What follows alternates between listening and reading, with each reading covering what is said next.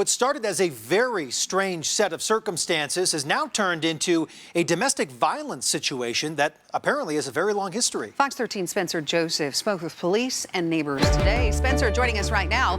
What have you found out about this one?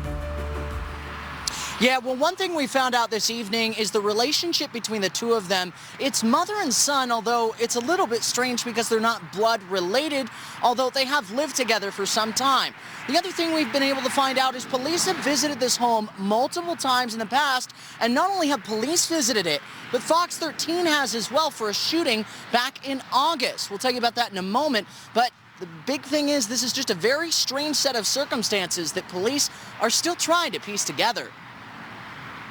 Very serious case, a little bit strange, a little bit bizarre. Friday evening, police were dispatched to some sort of fight. What they found when they got there: The mother was on the roof armed with the bow and arrow. And we know that she shot at least 2 arrows. One of them struck the car and the other one ended up striking the son in the leg.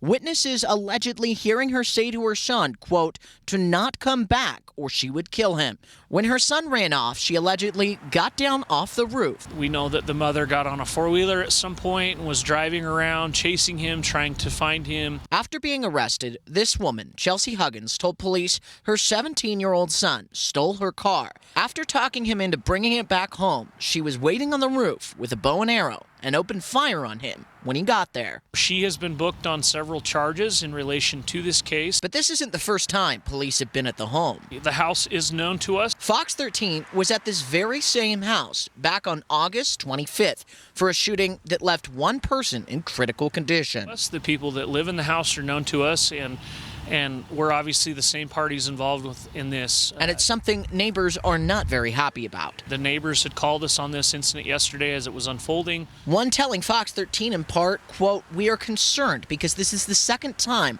we've had violence escalate at this home. Going on to say, quote, I don't like living in fear of letting my kids walk to their friend's house or school with the threat of something happening to them. As for the investigation, they're still trying to piece together some of the details, but one thing's for certain. This is just a very unique case, obviously not something that we see often in terms of somebody being shot with a bow and arrow, but a bow and arrow definitely used under these circumstances could very much be a deadly weapon. So as for the charges I mentioned earlier, even though they aren't blood related, they call each other mother and son, which means this is a form of domestic violence. So child abuse is one of those 2 charges. The other one is aggravated assault. As for the son's condition, we didn't get an update tonight, but we do know he's being treated at a local hospital with non-life-threatening injuries. In West Jordan, Spencer Joseph, Fox 13 News, Utah.